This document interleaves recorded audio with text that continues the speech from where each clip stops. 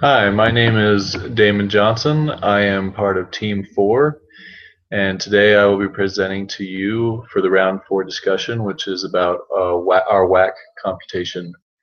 Our company is Misty Mountain Furniture. They create custom-made furniture and then sell it.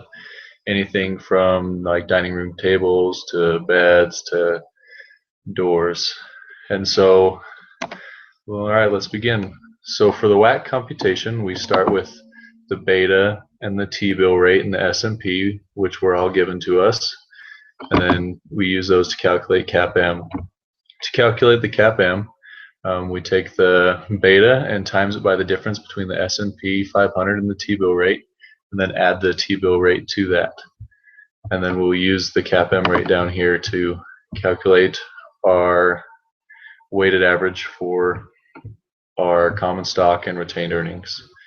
So to begin with the WACC, we start with finding our averages for the 10 years. And so this average is for our common stock from the previous 10 years, as you can see it highlight there. And then our next average is for our extra bank loan, which for this company, they only had an extra bank loan for 3 years. So that's nice for them. And then we take our common stock, which stayed the same for all the 10 years, so the average was pretty easy to calculate there. And then we take our last averages for the retained earnings, which averaged out to be just over $1 million. And then we total all those together so we can calculate our proportions. And so you can see I just summed those up right there. And then we calculate our proportions. And so because the CAPM takes into account common stock and retained earnings, we calculate the portions together. That's why you only see one there. And so to calculate that, you just take the sum of the average of the common stock and average of the retained earnings and divide it by the total. And then for these top two, you just take the average and divide it by the total. And so our proportions came out to 25.6% for the mortgage loan, 11.16% for the extra bank loan, and 63.24% for common stock and retained earnings. And then we take our rate. So for the mortgage bank loan, we use the rate on the mortgage bank loan itself, which we averaged out to be 4.75%. And then for our extra bank loan, we looked up the average rates for businesses for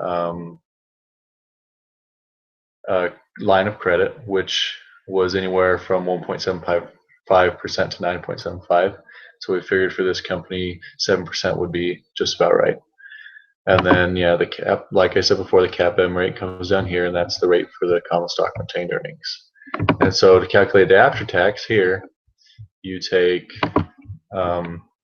the rate, and then you minus the rate times the tax. And our tax rate was 29%, which is a 22.9% federal average, and then a 7% income tax. So rounded up, it'd be 30%.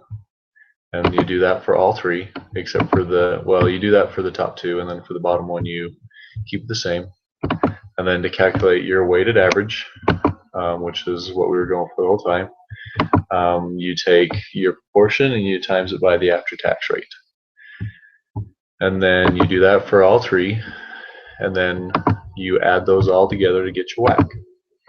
And so the WACC for this company ended up being 10.41%, and that's all that we have. Thank you.